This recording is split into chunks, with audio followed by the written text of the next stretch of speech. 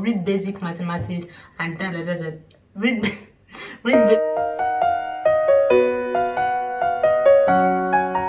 Hey guys, what's up and welcome back to my channel. My name is Bolu Tife, but of course you can call me Tife. So today I'm going to be answering some of you all questions. So some time ago I've answered some questions, then yeah, I decided to answer some more again because I've been getting some more questions. And some few days ago I put out an Instagram post that you guys should ask me some more questions. So I'm going to be answering you guys questions, and I've answered some, I'm sure, like on the DM, but it's just also for the benefit of other people. So before we get into the video, you all should subscribe, okay? But first, did you subscribe already? Huh? Okay, cool. Thank you very much. And if you've been a regular, thank you for coming back, and I hope you are doing well. So let's just get straight into the video. So number one question is hello, I'm coming straight from your YouTube channel. Please, what are the requirements I need for my residence permit in Finland? Then TOEFL or IELTS? So actually I made a video, of course, about the requirement for residence permit, actually student residence permit, but I think a specific question is, do you need TOEFL or IELTS? Actually, you can use any one of both. TOEFL or IELTS are both accepted, but then they have different cut of mark because of course they are like different kind of exams. You get what I mean? The next question from the same person is, how much do I need to have in my account, and how minimum do my sponsor need to have in his account? So in your account, you have to have at least 560 euros per month. So if you multiply that for 1 year, that goes to 6,720 euros for 1 year. But in most cases now, the residence permit are also always like 2 years, like you can apply for 2 years now. So if you are going to be applying for 2 years, then you have to have a minimum of 13,440 euros in your account. And for your sponsor should have at least the same amount or above, or rather beyond, so they will be able to know that, okay, yeah, like you can sponsor you, he or she can sponsor you.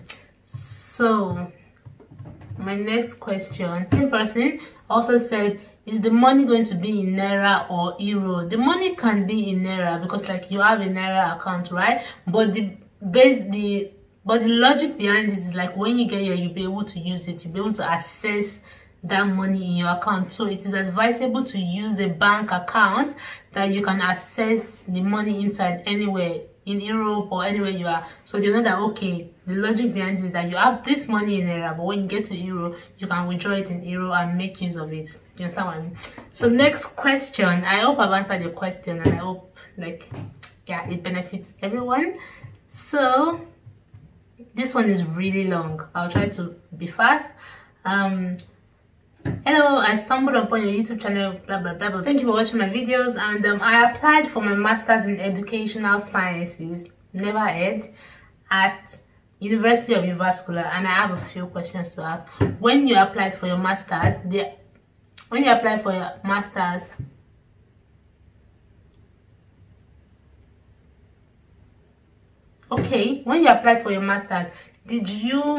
did your university in Nigeria send your academic document to Finland by mail courier? First of all, I did my bachelor's here in Finland. Actually, I went to university in Nigeria, but I never finished that. But that aside, I did my bachelor's here in Finland, so I didn't need all of that. But also, I know that your university has to, you can actually send your document yourself. Your university do not have to. They can do it, but you can also do it yourself when you send it through registered courier services, for example FedEx or DHL and all those good ones. Then the next question is, and if you did, how did you track your package? When you send your package, they give you a tracking number, so then it's easy for you to just like type it into their system and see exactly where your documents are.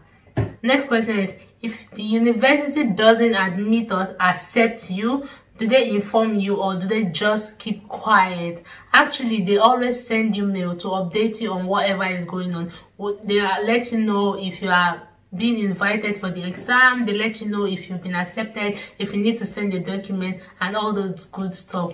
But if I remember very well, what they do not let you know about is if they've gotten your document or not. Because like when I sent my document, I'm thinking like, have they gotten it, have they not gotten it? I was like a little bit worried. Then I had to send them an email just to confirm. So you have to know that if you are confused about anything, send them an email. They will always reply. No issues about that one.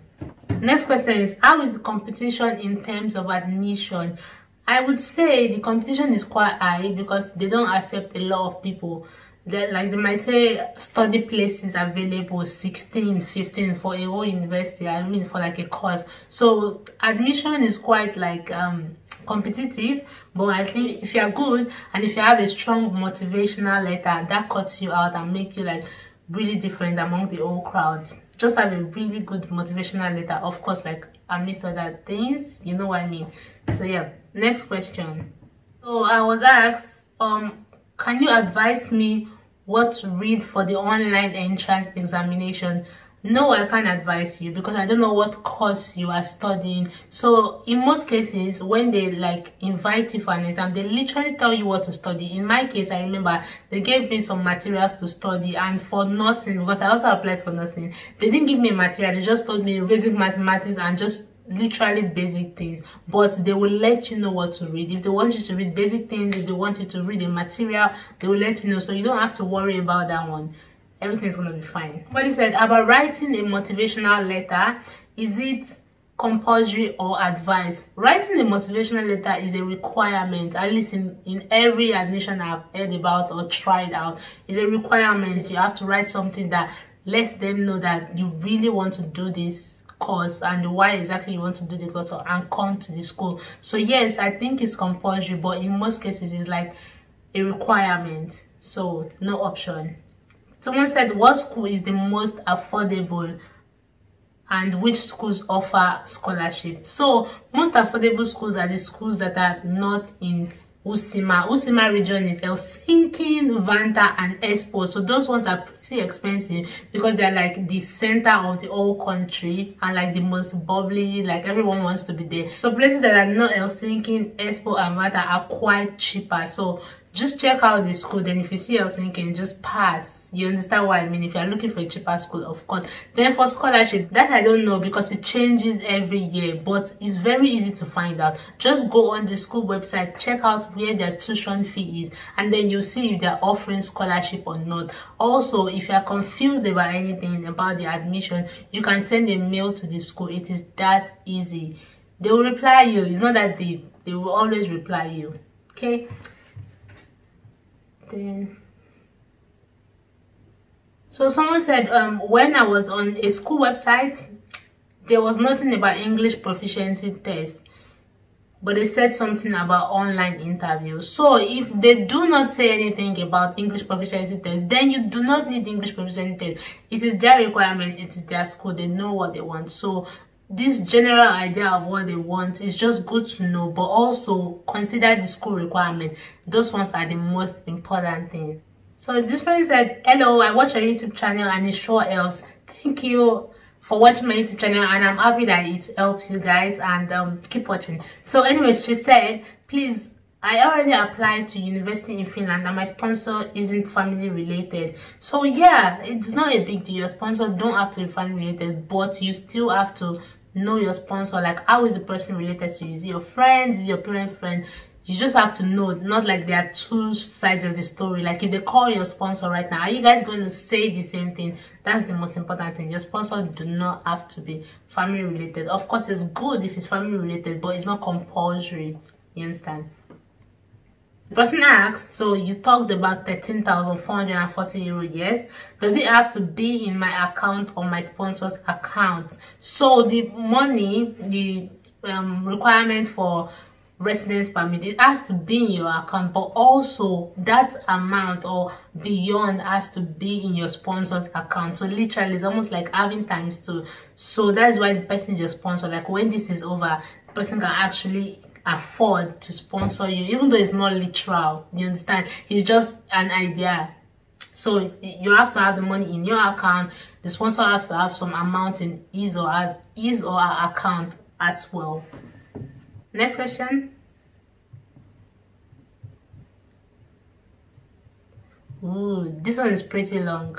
I'm trying to see ways to just pick out the most important thing. The person said, hello, I'm a student in Uganda and I'm studying in my second year, going to my third year. I would like to ask if I can make transfer from my school year in Uganda to Finland to continue my study. So I wouldn't say no outrightly. I would only say if it is available and possible, you would definitely know, because it's like, it's something that is not supposed to be eaten. You understand what I'm saying? So in most cases, you know from your school, like they are always about exchange or double degree or something, so then you can find out more. But if there's nothing like that in your university, then I don't think there's a way you can just transfer out of the blues. No, it doesn't work like that. Your school and the school year in Finland has to have like an agreement before you are able to transfer and continue your studies. Next question. I want to study in Finland. In what town can I apply and be accepted into? You're free. You're really free. You can apply to any town. But the most important thing to check is check their school fees. Is it affordable for you? Is it something you think you can afford? Then also check like the environment. Is it a place you want to be? Somewhere like Helsinki is a little bit more bubbly than some other places like Kokkola, for example. So those are the things you will check. So you're free to apply to anyone, but your main question about which one do you have chances to be accepted? You have chances to be accepted in universities that are outside Helsinki or outside. So I'm going to stop here for today because I don't want the video to be super long. So I appreciate you guys sending me questions and asking me questions, and I'm sorry if I do not respond as quickly as you expect, but I'll try my best to like maybe keep doing stuff like this, or at least keep answering you in your DM. So thank you for watching, and see you in my next video. Remember to subscribe, remember to like also, and remember to share. So all right, bye.